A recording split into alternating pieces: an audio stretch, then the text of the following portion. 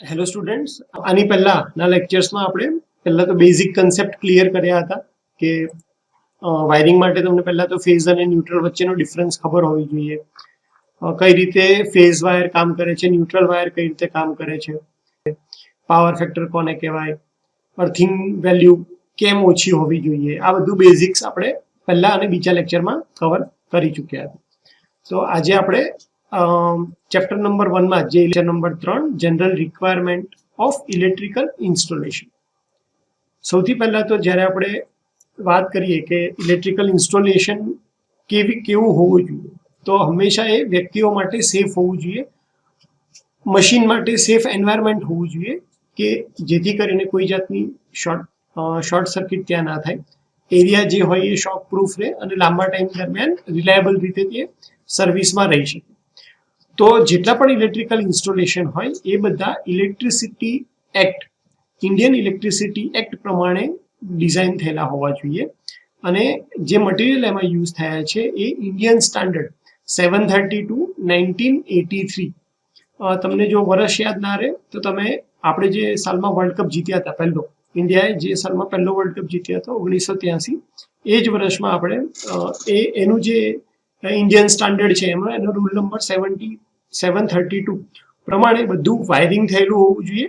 આપણે જે ટેસ્ટિંગ પણ કરીએ છીએ એ પણ આ જ આઈએસ પ્રમાણે કરીએ છીએ અને ઘણીવાર એક્ઝામમાં પૂછાયેલું પણ છે કે ઇલેક્ટ્રિકલ ઇન્સ્ટોલેશન છે એ કયા આઈએસ નંબર પ્રમાણે પ્રમાણિત થયેલું હોવું જોઈએ.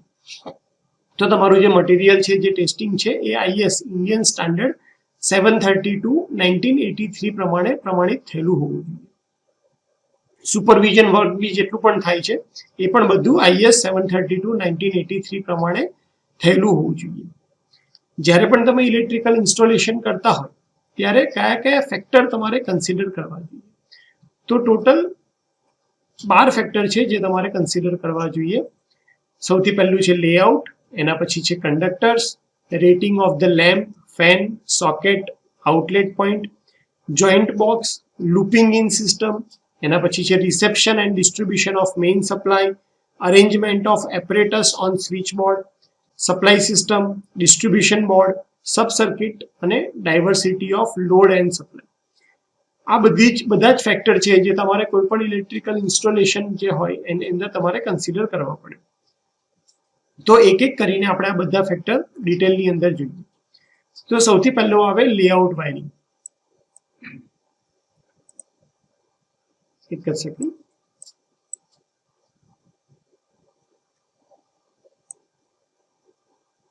ઓકે, તો સૌથી પહેલું આવશે લેઆઉટ વાયરિંગ. તો જે પણ વાયરિંગ ડાયાગ્રામ હોય એનું બહુ જ ઇમ્પોર્ટન્ટ હોય છે ઇન્સ્ટોલેશનમાં. કેમ?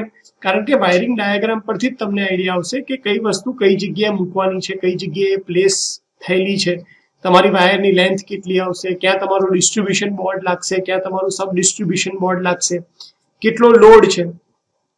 તો એના માટે વાયરિંગનું જે લેઆઉટ છે ખૂબ જ જરૂરી છે. લાઇટિંગ અને પાવર સર્કિટ વાયરિંગ ડાયાગ્રામની અંદર બંને અલગથી દેખાડેલી હોવી જોઈએ. કારણ કે પાવર સર્કિટની અંદર આપણે 1000 વોટ કરતા જે વધારેનો લોડ છે એ દેખાડીએ છીએ અને લાઇટિંગ સર્કિટમાં આપણે 1000 વોટ કરતા ઓછો લોડ છે એ દેખાડીએ. અને પાવર સર્કિટ અલગથી દેખાડેલી હોવી જોઈએ. વાયરિંગ ટાઈપ જે છે એ ઇઝીલી ઇન્સ્પેક્ટ થઈ શકે એવા હોવા જોઈએ. જેમ કે કન્ડ્યુટ વાયરિંગ હોય તો તમે એની અંદર ઇન્સ્પેક્શન ઇઝીલી કરી શકો છો. તો વાયરિંગનો ટાઈપ જે પણ તમે સિલેક્ટ કરો એ એવું હોવું જોઈએ કે એનું ઇન્સ્પેક્શન જ્યારે પણ કરવાનું થાય તો એ ઇઝીલી થઈ શકવું જોઈએ. અને જો તમે 3 ફેઝ ઇન્સ્ટોલેશન યુઝ કરતા હોય તો એની અંદર લોડ તમારો બરાબર બેલેન્સ થયેલો હોવો જોઈએ. હવે આની અંદર 2 પોઈન્ટ આવે જે હું તમને અલગથી સમજાવવા માંગુ છું. જેમ કે આપણી જે આખી ડિસ્ટ્રીબ્યુશન સિસ્ટમ છે એ 3 ફેઝ 4 વાયર ઉપર ડિઝાઇન થયેલી છે. તમારા ઘરે તમારા લોડ પ્રમાણે સિંગલ ફેઝ સપ્લાય ભલે આવતો હોય પણ ઓવરઓલ આખી સિસ્ટમનો જે પાર્ટ છે એ 3 ફેઝ 4 વાયરિંગ છે. ડિસ્ટ્રીબ્યુશન આખું જે છે એ 3 ફેઝ 4 વાયરિંગ છે. તો આની અંદર જે મેન્શન કરેલો પોઈન્ટ છે કે 3 phase installation load should be balance, A individual consumer માટે છે. કારણ કે આખી સિસ્ટમનો લોડ બેલેન્સ કરવો એ તમારા હાથમાં નથી કે જે 3 ઘર બાજુમાં છે અને 3 સિંગલ ફેઝ સપ્લાય ચાલી રહ્યો છે તો કયો લોડ બેલેન્સ રહેશે અથવા કયા ઘર કઈ લાઇટ ચાલુ કરશે, કયો લોડ ઓન કરશે, કયો લોડ ઓફ કરશે, તમારા હાથમાં નથી. તો ઓવરઓલ સિસ્ટમનો જે લોડ છે એ કોઈ દિવસ બેલેન્સ નથી થવાનો. પણ જે પણ કન્ઝ્યુમર ઇન્ડિવિજ્યુઅલી પોતાની ઘરે 3 ફેઝ સપ્લાય અથવા પોતાની ઇન્ડસ્ટ્રીમાં 3 ફેઝ સપ્લાય યુઝ કરી રહ્યો છે, તો એનો લોડ હંમેશા ત્રણેય ફેઝ ઉપર બેલેન્સ થયેલો હોય એ જોવાની જવાબદારી સુપરવાઇઝરની હોય છે. અને એટલા માટે અહીંયા જે સ્ટેટમેન્ટ લખ્યું છે એ ઇન્ડિવિજ્યુઅલ કન્ઝ્યુમર માટે છે. ઓવરઓલ સિસ્ટમમાં તમે કોઈ દિવસ લોડ બેલેન્સ કરી શકવાના નથી, કારણ કે કન્ઝ્યુમર કયા ટાઈમે એની જરૂરિયાત કઈ છે, કયો લોડ ચાલુ કરશે, આપણા હાથમાં હોતું નથી. બીજો પોઈન્ટ છે કંડક્ટર. તો કંડક્ટર શું છે કે તમારો જે સપ્લાય છે અને તમારું જે ઇક્વિપમેન્ટ છે બંને વચ્ચે કનેક્શનનું જે કામ કરે છે તમારું કંડક્ટર છે. એક કન્ડક્ટિંગ પાથ આપે છે, ઇલેક્ટ્રિકલ સપ્લાયને, ઇલેક્ટ્રિકલ કરંટને પાથ આપે છે. તો આપણા ઇલેક્ટ્રિકલ ઇન્સ્ટોલેશનમાં બે ટાઈપના કંડક્ટર્સ યુઝ થાય છે, એક છે એલ્યુમિનિયમ અને બીજા છે કોપર. બધી જ જગ્યાએ વાયરિંગમાં તમને આ બે કંડક્ટર જ યુઝ થયેલા જોવા મળશે, એલ્યુમિનિયમ અને કોપર. તો કોપર જે છે એનો ભાવ અત્યારે ખૂબ જ વધારે રહ્યો. જો આજની તારીખનો ભાવ કરું તો આજની તારીખમાં કોપરનો જે ભાવ છે 1 કિલોનો 500 રૂપિયા ભાવ છે. જ્યારે જો એલ્યુમિનિયમની વાત કરીએ તો 1 કિલોના 42 થી 45 રૂપિયામાં તમને એલ્યુમિનિયમ મળી જાય છે. અને જેમ જેમ કોપરનો જે ક્વોન્ટિટી છે એ યુઝ થતી જશે, એટલે કે ઓવરઓલ ક્વોન્ટિટી કોપરની ઘટતી જશે, એમ કોપરનો ભાવ દિવસે ને દિવસે વધવાનો જ છે. એલ્યુમિનિયમ છે એની આપણી પાસે સફિશિયન્ટ ક્વોન્ટિટી છે અને એટલા માટે હવે વાયરિંગ જેટલા પણ છે એની અંદર એલ્યુમિનિયમ વધારે પોપ્યુલર થયું છે. સ્ટાર્ટિંગમાં એટલે કે 50-60 વર્ષ પહેલાની વાત કરું તો ત્યારે એલ્યુમિનિયમ અને કોપરના રેટમાં એટલો ફરક નહોતો અને એટલા માટે ઘણી જગ્યાએ કોપર પણ રેસિડેન્શિયલ વાયરિંગમાં બહુ પહેલાના ટાઈમમાં યુઝ થતું હતું. હવે જેટલી પણ જગ્યાએ તમે જોશો ત્યાં બધા વાયરિંગ જે છે એ એલ્યુમિનિયમના જ બનેલા છે અને એની પાછળનું મેઇન રીઝન એનું કોસ્ટ છે. ખાલી જ્યાં તમારે બહુ ટ્વિસ્ટ અને ટર્ન્સ હોય, કારણ કે એલ્યુમિનિયમ જે છે એ બરડ મટીરિયલ છે. બરડ એટલે સરળથી તૂટી જાય એવું. જો તમે એને વધારે 2-3 વખત ટ્વિસ્ટ કરો તો એ તૂટી જશે. તો જ્યાં જોઈન્ટ આવતા હોય, જ્યાં ઘડી ટ્વિસ્ટ છે, ટર્ન લેવાના છે, ત્યાં ઘડી એલ્યુમિનિયમ કામ નહીં લાગે, ત્યાં ઘડી આપણે કોપર યુઝ કરીએ છીએ. પણ જ્યાં ઘડી સ્ટ્રેટ વાયર તમારે નાખવાના છે એ બધી જ જગ્યાએ જનરલી એલ્યુમિનિયમનો યુઝ થતો હોય છે. અને એટલા માટે ટ્રાન્સમિશન લાઇન તમે જે જુઓ તો ટ્રાન્સમિશન લાઇનની અંદર ક્યાંય ટર્ન્સ નથી આવતા, એ સ્ટ્રેટ લાઇન જ જાય છે. અને એટલા માટે ત્યાં ઘડી આપણે જે મટીરિયલ યુઝ કર્યું છે ત્યાં એ એલ્યુમિનિયમનું છે. જ્યારે ઘરમાં જે એન્ડ વાયરિંગ હોય સબ ડિસ્ટ્રીબ્યુશન બોર્ડ પછીનું, કે જ્યાં ઘડી સ્વિચની અંદર જોઈન્ટ મારવાનો છે, ટ્વિસ્ટ કરવાનો છે, તો ત્યાં આપણે કોપરનો વાયર યુઝ કરીએ છીએ. ફાઇનલ સબ સર્કિટ માટે હંમેશા કોપરનો જ વાયર યુઝ થાય છે. જો આપણે સાઇઝની વાત કરીએ કે ભાઈ કઈ સ્ટાન્ડર્ડ સાઇઝ છે, તો જ્યારે પણ તમે લાઇટિંગ સબ સર્કિટ ડિઝાઇન કરતા હોય અને જો તમારે કોપરનો વાયર યુઝ કરવો હોય તો મિનિમમ તમારે 1 mm² નો વાયર યુઝ કરવો પડે.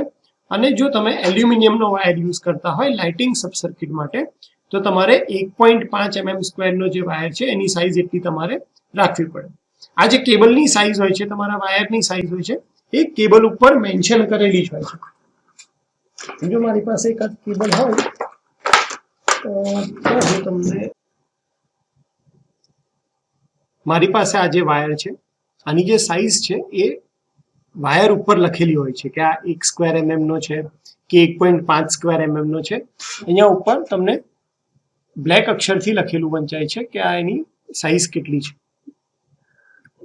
ઓકે, તો કોઈ પણ વાયર જો તમને એની સાઇઝ ખ્યાલ ના હોય કેટલી છે તો તમારી પાસે બે મેથડ છે કે તમે એક તો વાયર ઉપર વાંચી લો, અને જો વાયર ઉપર તમને વંચાતું ના હોય કોઈ રીઝનથી તો તમે વાયર ગેજનો યુઝ કરી શકો છો, જેનાથી તમને એનો ડાયમેન્શન ખબર પડે. પ્લસ આની ઉપર એનો વોલ્ટેજ ગ્રેડ પણ લખેલો હોય છે કે કેટલા મેક્સિમમ વોલ્ટેજ એક વાયર સહન કરી શકે છે. સેમ રીતે area of copper conductor for final lighting sub circuit, જે આપણે વાત કરી કે ભાઈ 1² mm નો કોપરનો વાયર અને એલ્યુમિનિયમનો 1.5 mm². એવી રીતે જો તમે પાવર સબ સર્કિટ યુઝ કરતા હોય, એટલે કે એવો લોડ કે જે 1000 વોટ કરતા વધારે છે, એના માટે જો તમે વાયર યુઝ કરતા હોય તો કોપરના કંડક્ટર યુઝ કરવામાં તમારે એનો એરિયા જે લેવો પડશે મિનિમમ એ છે 1.5 mm². અને જો તમે એલ્યુમિનિયમ, અહીંયા ભૂલથી ફરીથી કોપર જ લખાઈ ગયું છે, તો એલ્યુમિનિયમ જો તમે યુઝ કરતા હોય તો એ 2.5 mm². આ બહુ જ ઇમ્પોર્ટન્ટ પોઈન્ટ છે અને લગભગ 5 માંથી 4 એક્ઝામમાં પૂછાયેલો છે. તો ખાસ યાદ રાખજો કે લાઇટિંગ સબ સર્કિટ માટે કોપરનો મિનિમમ સાઇઝ છે 1 mm² અને એલ્યુમિનિયમની સાઇઝ છે 1.5 mm², જ્યારે પાવર સબ સર્કિટ માટે કોપરનો એરિયા 1.5 mm² મિનિમમ અને એલ્યુમિનિયમ માટે 2.5 mm². ત્રીજી વાત કરીએ તો rating of lamp, fan, socket, outlet. તમે જ્યારે પણ લાઇટિંગ સબ સર્કિટ ડિઝાઇન કરતા હોય તો તમને બધાના રેટિંગ ખબર હોવું જોઈએ. કોઈ પણ ઇક્વિપમેન્ટનું રેટિંગ આપણને ક્યારે કામ લાગશે? તો એના ઉપરથી તમે ટોટલ લોડ કેલ્ક્યુલેટ કરી શકો, ટોટલ લોડ ઉપરથી તમે કરંટની વેલ્યુ ફાઇન્ડ કરી શકો અને કરંટની વેલ્યુ ઉપરથી જ તમને ખબર પડે છે કે તમારે ફ્યુઝ અને સ્વિચનું રેટિંગ કેટલું રાખવું. એટલા માટે તમને દરેક જગ્યાએ પોઈન્ટ જે હોય દરેક પોઈન્ટ માટે કેટલો લોડ કેલ્ક્યુલેટ કરવો એ ખબર હોવી જોઈએ. અને જનરલી જ્યાં બલ્બ હોય, બલ્બનું 60 વોટ, 40 વોટ, 100 વોટના લેમ્પ આવતા હોય છે. ટેબલ ફેન, સીલિંગ ફેન હોય તો એની અંદર 60 અને 100 વોટમાં અવેલેબલ છે. સોકેટ આઉટલેટ તમને જ્યાં પણ લાઇટિંગ સર્કિટ માટે હોય એટલે પોઈન્ટને તમારે મિનિમમ 100 વોટ તરીકે કન્સિડર કરવું પડે. ફ્લુરોસન્ટ લેમ્પ હોય તો એની અંદર પણ હવે અલગ અલગ વેરિયન્ટ આવે છે, 40 વોટના હોય, 60 વોટના હોય છે. અને જો તમે પાવર સોકેટનો પોઈન્ટ મૂકો, આજે પોઈન્ટની વાત કરું છું હું, સોકેટ આઉટલેટ અથવા તો પાવર સોકેટ પોઈન્ટ એ કયા છે? જો ફિગરમાં અમારી પાસે હોય તો હું તમને દેખાડી દઉં. આપણે ઘરે જે પોઈન્ટ જોઈએ છે સોકેટના, આજે તમારા આ જે છે એ લાઇટિંગ સબ સર્કિટ માટેનો પોઈન્ટ છે. તો આને હું 100 વોટનો લોડ તરીકે ગણીશ. જો સેમ વસ્તુ પાવર સબ સર્કિટમાં હોય તો એ લોડ 1000 વોટનો ગણાશે. તો અહીંયા તમને એક જ ડિસ્ટ્રીબ્યુશન બોર્ડમાં બંને ટાઈપના સોકેટ જોવા મળ્યા. આ છે તમારું પાવર સોકેટ અને આ છે તમારું લાઇટિંગ સોકેટ. એટલે જો મારે આ પોઈન્ટ માટે લોડ કેલ્ક્યુલેટ કરવો હોય તો પાવર સર્કિટમાં 1000 વોટનો લોડ થશે આમાં, અને અહીંયા 4 સોકેટ આપેલા છે તો હું 4 માટે 100 વોટ કન્સિડર કરીશ. એટલે કે 400 વોટ મારે મિનિમમ ગણવો પડશે. પછી એકચ્યુઅલી એની સાથે તમે જે લોડ કનેક્ટ કરો તો એ પ્રમાણે તમારો લોડ અને એનું કેલ્ક્યુલેશન અલગ થશે. પણ જ્યારે તમે કશું પણ કન્સિડર, કોઈ પણ લોડ કનેક્ટ નથી કર્યો અને તમારે લોડ કેલ્ક્યુલેટ કરવાનો છે તો લાઇટિંગ સબ સર્કિટના જે સોકેટ છે એના માટે 100 પોઈન્ટ અને પાવર સબ સર્કિટ છે એના માટે તમારે 1000 વોટ ગણવાના છે.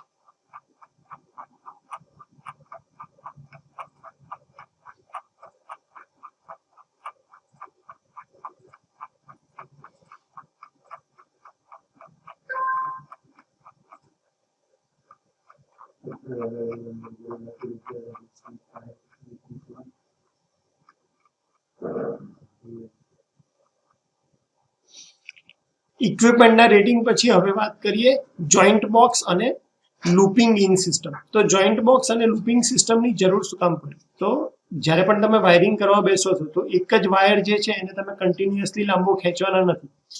તમારે સ્વિચ સુધી અથવા ડિસ્ટ્રીબ્યુશન બોર્ડ સુધી લઈ જઈ પછી એનો એ જ વાયર કન્ટિન્યુએશનમાં કરવા જાઓ તો વાયર તમારે બહુ જ જે એની લેન્થ છે એ સિરીઝમાં રાખવા જાઓ તમે તો કોઈ એક જગ્યાએથી કટ વાગશે તો તમારી આખી સિસ્ટમ બેસી જવાની છે. અને એટલા માટે તમારે વાયરને ટુકડા કરી અને એમને પણ, કારણ કે જે રેસિડેન્શિયલ આપણું જે ઇન્ડસ્ટ્રીયલ લોડ છે બધા પેરેલલમાં આપણે કનેક્ટ કરીએ છીએ બધા ઇક્વિપમેન્ટને સેમ વોલ્ટેજ આપવા માટે. તો આપણા જો બધા કનેક્શન પેરેલલમાં હશે તો આપણે વાયરિંગને ટુકડા કરી અને પછી પેરેલલમાં આગળ એને સપ્લાયને આગળ લઈ જશું કનેક્શન કરીને. તો ત્યાં આપણે અથવા તો એને જોઈન્ટ મારવો પડશે વાયરને, અથવા તો એને લૂપિંગ એટલે કે સીલિંગ રોઝ અથવા ફેનમાંથી કનેક્શન આગળ જઈ અને લૂપ દ્વારા એ વાયરિંગને આગળ વધારવું પડશે. તો આ બે ટાઈપના કનેક્શન છે કે જેની મદદથી તમે તમારા વાયરિંગને એક્સટેન્ડ કરો છો, આગળ લઈ જાઓ છો. જોઈન્ટ બોક્સ અને લૂપિંગ ઇન સિસ્ટમ. ત્યારબાદ છે reception and distribution of main supply. તમારો જે ઇલેક્ટ્રિકલ સપ્લાય આવે છે, જીબીમાંથી જે સપ્લાય આવે છે એને તમારે કઈ કઈ જગ્યાએ કનેક્ટ કરવાનો છે, કઈ રીતે કનેક્ટ કરવાનો છે. તો સૌથી પહેલા જો ઇન્ડસ્ટ્રીયલ તમારો સપ્લાય હોય તો તમારે એને સપ્લાય બ્રેકર, જે સપ્લાય છે બ્રેકર થ્રુ આવવો જોઈએ. રેસિડેન્શિયલમાં સિંગલ ફેઝ કે 3 ફેઝમાં સ્વિચ થ્રુ તમે એને સપ્લાય જે છે એને તમારી પ્રિમાઇસીસમાં લાવો છો. તમારા ન્યુટ્રલ વાયરમાં કોઈ પણ ટાઈપનો બ્રેક ના હોવો જોઈએ, અધરવાઇઝ તમારા ઇક્વિપમેન્ટ જે છે એ ઓપરેટ થશે નહીં. બધી જ જે સ્વિચીસ છે એ હંમેશા ઇન્સ્યુલેટેડ હોવી જોઈએ અને એન્ક્લોઝ ટાઈપની હોવી જોઈએ, એટલે કે કોઈ પણ સ્વિચ જે છે એ ખુલ્લી ના હોવી જોઈએ. સ્વિચ જે છે કોઈ પણ તે સ્ટોરેજ બેટરી તમારી જો છે બેટરીની નજીક હોવી ના જોઈએ, કારણ કે જો સ્પાર્ક થાય તો એની અંદર તમારી જે બેટરી છે એનું મટીરિયલ જે હોય છે એ અચાનક ફાયર પકડી શકે એવું હોય છે. એટલા માટે સ્વિચનું જે લોકેશન છે કોઈ દિવસ બેટરી જે હોય એની નજીક ના હોવું જોઈએ. સ્વિચ છે કોઈ પણ વખત મોઇશ્ચરાઇઝ એટમોસ્ફિયરમાં, એટલે કે ભેજવાળા વાતાવરણમાં કોઈ દિવસ એને ઓપન ટુ સ્કાય અથવા તો ભેજવાળા વાતાવરણમાં મૂકવાની નથી. અને એની ઉપર જો એટમોસ્ફિયર એવું હોય કે જે જગ્યાએ તમે કામ કરો છો ત્યાં આગળ ભેજવાળું જો વાતાવરણ કન્ટિન્યુઅસ રહેતું હોય તો તમારે એની ઉપર વોટરપ્રૂફ કવર લગાડવું જરૂરી છે. સ્વિચ બોર્ડ જે છે એની જે હાઇટ તમારે રાખવાની છે એ ફ્લોરથી મિનિમમ 2.5 મીટરના ડિસ્ટન્સ ઉપર જ તમારું સ્વિચ બોર્ડ હોવું જોઈએ. જે સ્વિચ બોર્ડ આપણે યુઝ કરીએ છીએ એ 3 ટાઈપના આવે છે: hinge type metal board, fix type metal board અને ટીકવુડ. ટીકવુડ એટલે કે સાગના લાકડાના બનેલા સ્વિચ બોર્ડ તમારા. ફિક્સ મેટલ ટાઈપ એટલે કે મેટલનું આખું બોર્ડ હોય, જેવા તમે પેનલ બધી જોઈ હશે કે આખી પેનલ જે છે એ મેટલની બનેલી હોય, એ ટાઈપના સ્વિચ બોર્ડ આવે છે. અને ત્રીજું છે હિંજ ટાઈપ. હિંજ એટલે આ ટાઈપના કે આને એ તમારું જે કનેક્શન છે એ આખું એક પેનલ બોર્ડની જગ્યાએ ડોર ટાઈપનું બનેલું હોય મેટલ બોર્ડ તમારું, અને ઓપન અને ક્લોઝ થઈ શકે, જેની અંદર હિંજ બેસાડેલી હોય. ત્યારબાદ આવે છે arrangement of apparatus on switch board. તો તમારા સ્વિચ બોર્ડની ઉપર તમારે એપરેટસ એવી રીતે લગાડવાના છે જેનાથી એનું જે લાઈવ પાર્ટ એટલે તમારો જે ફેસ પાર્ટ છે કોઈ દિવસ એને ટચ ના થાય. સ્વિચ બોર્ડના કોર્નરથી તમારું જે પણ સ્વિચ બોર્ડનું એપરેટસ છે એના કોર્નરથી તમારું જે ફ્યુઝ છે એ 2.5 સેન્ટીમીટર આ ફ્યુઝ માટેનું પ્રોપર ડિસ્ટન્સ છે કે એક તમારી જે સ્વિચ બોર્ડ છે એની અંદર ફ્યુઝનું પોઝિશન ક્યાં હશે તો કોર્નરને ટચ કરીને નહીં, કોર્નરથી મિનિમમ 2.5 સેન્ટીમીટર ઉપર તમારો જે ફ્યુઝ છે તમારે માઉન્ટ કરવાનું છે. સ્વિચ હંમેશા ફેઝ વાયરમાં જ કનેક્ટ કરવાની છે. એવી જ રીતે ફ્યુઝ પણ હંમેશા ફેઝ વાયરમાં જ કનેક્ટ કરવાનો છે. ન્યુટ્રલ વાયર તમારા જે ઇન્સ્ટોલેશનનો હોય એને તમારે અર્થિંગ આપવાનું છે, કારણ કે એ અર્થ સાથે તમે જે કનેક્ટ કરો છો એ આગળ જતા પોલ માઉન્ટેડ જે તમારું સબસ્ટેશન છે એના અર્થ સાથે ન્યુટ્રલ વાયર કનેક્ટ થવો જોઈએ. અને ન્યુટ્રલ વાયરની વોલ્ટેજ હંમેશા 0 વોલ્ટ ઉપર જ હોવો જોઈએ. 7મું છે સિંગલ ફેઝ સપ્લાય. તો સૌથી પહેલા તો આપણી જે ડિસ્ટ્રીબ્યુશન સિસ્ટમ છે એ 3 ફેઝ 4 વાયર ઉપર કામ કરે છે. 3 ફેઝ 4 વાયર એટલે અહીંયાથી હું ડ્રો કરું તો આર, વાય, બી અને ન્યુટ્રલ. અહીંયા હું લખી દઉં આર, વાય, બી અને ન્યુટ્રલ. 3 ફેઝ 4 વાયરમાં જે વોલ્ટેજ આવે છે એટલે કે તમારું પોલ માઉન્ટેડ ટ્રાન્સફોર્મર છે એનું રેટિંગ છે 11 kV નું, એ 400 વોલ્ટમાં કન્વર્ટ કરે. તો લાઇન ટુ લાઇન જે વોલ્ટેજ હશે આર વાય વચ્ચે, વાય બી વચ્ચે અને આર બી વચ્ચે એ હશે 400 વોલ્ટ. જ્યારે આપણા જેટલા પણ ઇક્વિપમેન્ટ છે એ ડિઝાઇન થયેલા છે 230 વોલ્ટ ઉપર. એટલે જો તમારે 230 વોલ્ટનો સપ્લાય જોતો હોય તો તમારે ફેઝ વોલ્ટેજ જોઈએ. એ તમને કઈ રીતે મળશે તો તમે એક કનેક્શન કોઈ પણ એક લાઇન માંથી લો, એટલે કે આર માંથી, અને બીજું કનેક્શન લો ન્યુટ્રલ માંથી.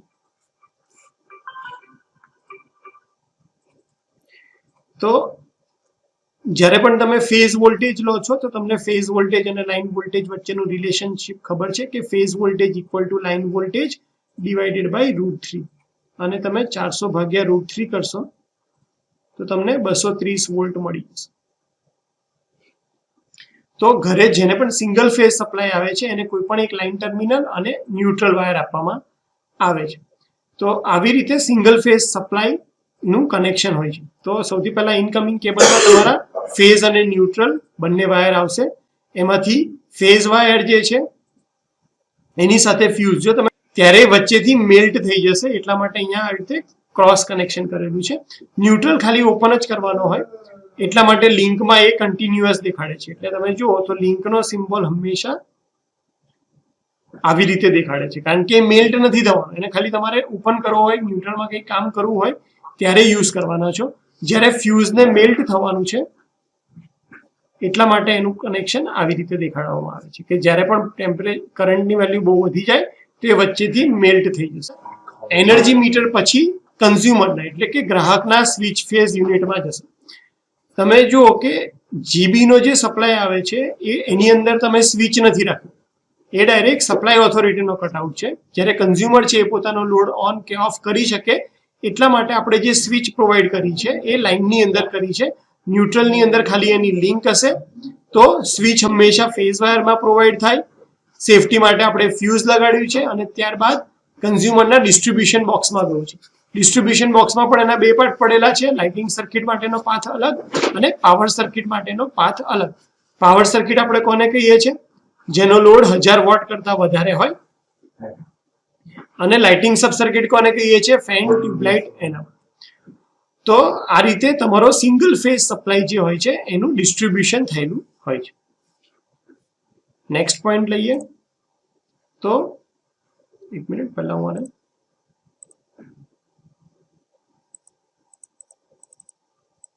આપણે કાઢી નાખીએ.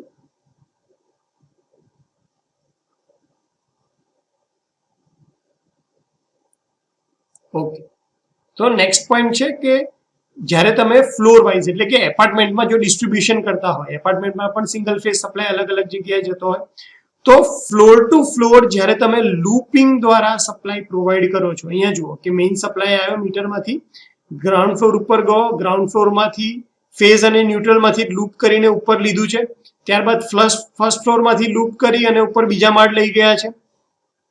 તો આવી રીતે જ્યારે તમે સપ્લાય પ્રોવાઈડ કરો છો એને કહેવાય રાઇઝિંગ મેઇન ટાઈપના કનેક્શન. આ ક્વેશ્ચન પણ 2 માર્ક્સ માટે ઘણીવાર પૂછાયો છે કે ડ્રો અથવા તો એક્સપ્લેન રાઇઝિંગ મેઇન કનેક્શન.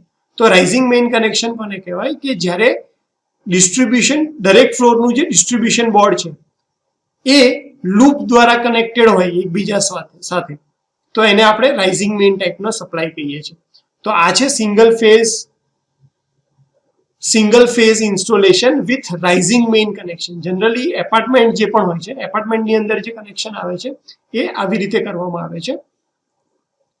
અહીંયા છે single phase installation with modified rising main. Modification કઈ રીતે કરેલું છે કે નીચે મેઇન સ્વિચ આપવામાં આવે અને ગ્રાઉન્ડ ફ્લોર ઉપર જ એટલે એપાર્ટમેન્ટમાં ગ્રાઉન્ડ ફ્લોર ઉપર જ ડિસ્ટ્રીબ્યુશન બોર્ડ બનાવવામાં આવે બસ બારની મદદથી, અને ત્યાં અલગ અલગ ટેપિંગ કરી અને ટેપિંગની મદદથી ફર્સ્ટ ફ્લોર, સેકન્ડ ફ્લોર અને થર્ડ ફ્લોરના ડિસ્ટ્રીબ્યુશન આપવામાં આવે. અહીંયા કઈ રીતે થતું હતું?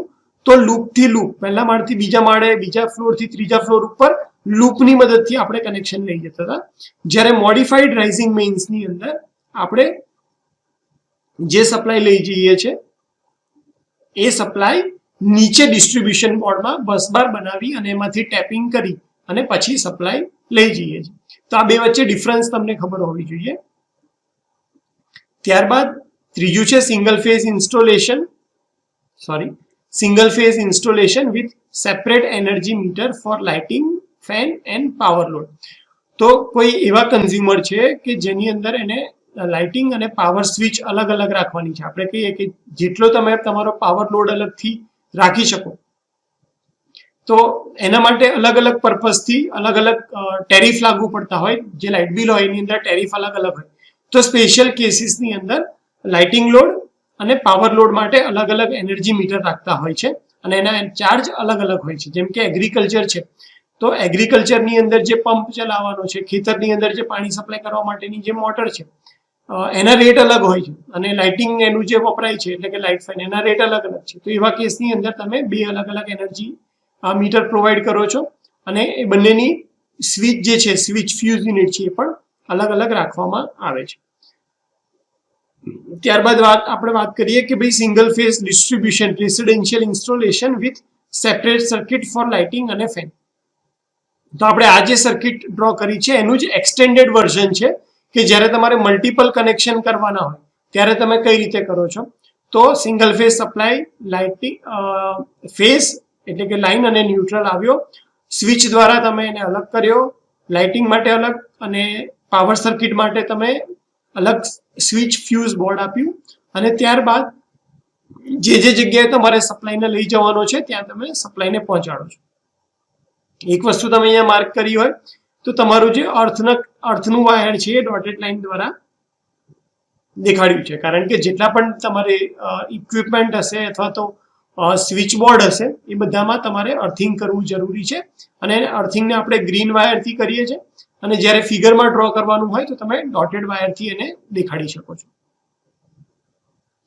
ત્યારબાદ વાત કરીએ 8મા પેરામીટરની, જે છે 3 ફેઝ 4 વાયર સપ્લાય. તો જ્યારે કન્ઝ્યુમરનો લોડ 6 કિલોવોટ કરતાં વધી જાય, 6 કિલોવોટ કરતાં ઓછો લોડ હોય તો સિંગલ ફેઝ સપ્લાય તમને મળે, 6 કિલોવોટ કરતાં વધારે લોડ હોય તો તમને 3 ફેઝ 4 વાયરનો સપ્લાય મળે. તો 3 ફેઝ 4 વાયર માટે તમારો જે ઇનકમિંગ કેબલ હશે એ આવશે, એમાંથી R, Y અને B માં તમે ફ્યુઝ કનેક્ટ કરશો અને ન્યુટ્રલમાં લિંક કનેક્ટ કરી હશે. તો આ જે કટઆઉટ છે એને આપણે triple pole and neutral cutout કહેશું, કે જે કંપનીના છે. ત્યારબાદ એનર્જી મીટર યુઝ થશે, તો આની અંદર 3 ફેઝ એનર્જી મીટર હશે. ત્યારબાદ કન્ઝ્યુમરની પ્રિમાઇસીસના સ્વિચ બોર્ડમાં જશે, તો એમાં પણ R, Y અને B માં તમે સ્વિચ કનેક્ટ કરેલી હશે, ન્યુટ્રલમાં ખાલી લિંક હશે અને R, Y, B સાથે ફ્યુઝ મૂકેલા હશે, અને ત્યાંથી તમે સપ્લાય આગળ લઈ જાઓ છો અને ડિસ્ટ્રીબ્યુટ કરો છો. હવે 3 ફેઝમાં અમુક લોડ તમારા એવા હશે કે જે 3 ફેઝ માટે 3 ફેઝની મોટર હોય તો એના માટે તમે 3 ફેઝનું વાયરિંગ અલગ કરશો.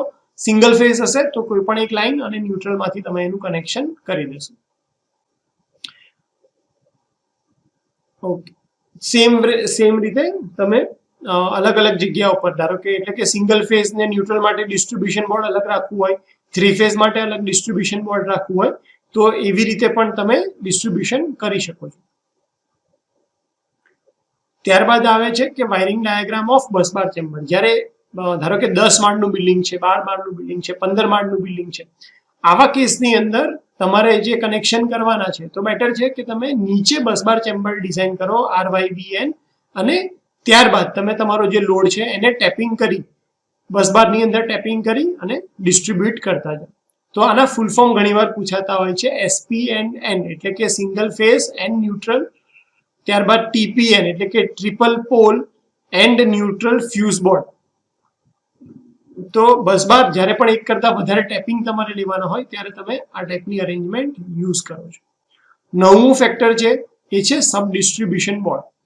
10મું છે ફાઇનલ સબ સર્કિટ અને 11મું છે ડાયવર્સિટી. તો સૌથી પહેલા તો સબ ડિસ્ટ્રીબ્યુશન બોર્ડની વાત કરું તો જેવો તમારી ઘરની અંદર સપ્લાય આવ્યો ત્યારબાદ તમે એને આગળ લઈ જવા માટે અથવા તો એક રૂમમાં લઈ જવા માટે તમે રૂમમાં જે બોર્ડ રાખો છો, જેને તમે ત્યાંથી સ્વિચ ઓપરેટ કરો છો, એને આપણે સબ ડિસ્ટ્રીબ્યુશન બોર્ડ તરીકે ઓળખીએ છીએ. અને એનું જે રેટિંગ છે એની સાથે કેટલો લોડ કનેક્ટ કરેલો છે એના ઉપર ડિપેન્ડ છે. લોડ ઉપરથી એનો કરંટ ડિસાઇડ થાય અને કરંટ ઉપરથી તમે સબ ડિસ્ટ્રીબ્યુશન બોર્ડની સાઇઝ નક્કી કરો છો. ત્યારબાદ આવે final sub circuit. Final sub circuit એટલે કે તમારા રૂમની અંદર જે ડિસ્ટ્રીબ્યુશન બોર્ડ આવી ગયું ત્યાંથી તમે લોડ સુધી જે વાયર લઈ જાઓ છો એ તમારી જે સર્કિટ છે એને આપણે ફાઇનલ સબ સર્કિટ કહીએ છીએ. 11મું છે ડાયવર્સિટી. તો ડાયવર્સિટી એટલે કે લોડને તમે કઈ રીતે ડિસ્ટ્રીબ્યુટ કરો છો. ધારો કે કોઈ 3 ફેઝ છે, R, Y અને B, અને જો તમે બધો લોડ એક જ ફેઝ ઉપર નાખી દીધો, R ફેઝ ઉપર, અને R ફેઝ ઉપર જ સપોઝ ફોલ્ટ થયો તો Y અને B એના ઉપર તમે કોઈ લોડ રાખ્યો નથી, R ફેઝ ઉપર ફોલ્ટ થયો તો તમારો બધો જે પાવર છે અથવા એના ઉપર જેટલો પણ લોડ કનેક્ટ કરેલો છે એ બધો બંધ થઈ જશે. તો બેટર છે કે તમે લોડને પ્રોપરલી ડિસ્ટ્રીબ્યુટ કરો. એવી રીતે ડિસ્ટ્રીબ્યુટ કરો કે કોઈ એક જગ્યાએ ફોલ્ટ થાય તો તમારો બધો લોડ બંધ ના થાય, જે ફેઝ ઉપર ફોલ્ટ થાય એનો જ લોડ બંધ થાય. વાત કરીએ કે સિંગલ ફેઝ, ઘરે જે છે સિંગલ ફેઝ, એમાં કઈ રીતે આપણે ડિસ્ટ્રીબ્યુટ કરી શકીએ. તો અહીંયા જે સૌથી પહેલું કનેક્શન આપ્યું છે કે ફ્યુઝ, આ જે અહીંયા લખ્યું છે ફ્યુઝ મેઇન સ્વિચ અહીંયા લખી છે, તો એને તમે અલગ અલગ ડિસ્ટ્રીબ્યુશન બોર્ડની અંદર ડિવાઈડ કરો અને અલગ અલગ આ રીતે લોડને ડિવાઈડ કરો. એટલે કે 4.5 પાથ, 6 પાથની અંદર ડિવાઈડ કરો, જેથી કરીને કોઈ એક પાથમાં જો ફોલ્ટ હશે તો તમારા ઘરનું બધું વાયરિંગ બંધ નહીં થાય, બાકીનો લોડ તમારો ચાલુ રહેશે. કેમ? કારણ કે એ વખતે એકલો આનો ફ્યુઝ ઉડશે અને બાકી બધું જે હશે તમારો લોડ ચાલુ રહેશે. એવી જ રીતે તમે લોડને પણ ડાયવર્ટ કરી શકો છો કે પહેલા એક મેઇન સપ્લાય આવ્યો એને તમે બીજા 2 પાર્ટમાં ડિવાઈડ કરો અને એ 2 પાર્ટને ફર્ધર પછી ડિવાઈડ કરો. તો તમે આવી રીતે પણ જે લોડ છે એને ડાયવર્સિફાઈ કરી શકો છો અને અલગ અલગ ડાયવર્સિટી ફેક્ટરનો યુઝ કરી અને તમારે જે સિસ્ટમ છે એની રિલાયબિલિટી, તમારું જે ઘરનું ઇન્સ્ટોલેશન છે એની રિલાયબિલિટી વધારી શકો છો. હવે ડાયવર્સિટી ફેક્ટર કેટલો લેવો જોઈએ, એની વેલ્યુ કેટલી લેવી જોઈએ? તો જનરલી આપણે ડાયવર્સિટી ફેક્ટર રેસિડેન્શિયલ જે લોડ છે એના માટે 2/3 લઈએ છીએ. એટલે કે જો ટોટલ લોડ જે 100 વોટ થતો હોય તો આપણે જે પણ સ્વિચ બોર્ડ કહીએ છીએ, કેબલ કરીએ છીએ, એની ડિઝાઇન જે છે એ ટોટલ લોડના 66% માટે, કારણ કે કોઈ દિવસ ટોટલ લોડ બધો જ લોડ એક સાથે ચાલુ નથી રહેવાનો. ધારો કે તમારી ઘરે 3 રૂમ છે તો ત્રણેય ઘરના લાઇટ અને પંખા કોઈ દિવસ કન્ટિન્યુઅસ ચાલુ રહેવાના જ નથી એટ અ ટાઈમ. અને એટલા માટે આપણે જ્યારે પણ કેબલ અને સ્વિચ બોર્ડની ડિઝાઇન કરીએ ત્યારે આપણે ડાયવર્સિટી ફેક્ટર 66 લઈ અને કન્સિડર કરીએ છીએ કે ટોટલ લોડના 66% લોડ કન્ટિન્યુઅસ ઓન હશે. એવી જ રીતે જો હોટલ અને હોસ્ટેલની વાત કરીએ તો એમાં આપણે ડાયવર્સિટી ફેક્ટર 75% લઈને સ્વિચ અને ફ્યુઝની સાઇઝ નક્કી કરીએ છીએ, કેબલની સાઇઝ નક્કી કરીએ છીએ.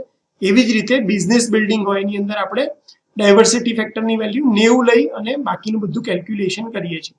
કુકિંગ એપ્લાયન્સીસ 10 એમ્પિયર કરતાં વધારે કરંટનું રેટિંગ વાળું હોય તો એની અંદર આપણે એનો જે ડાયવર્સિટી ફેક્ટર છે એને 100% લઈએ છીએ.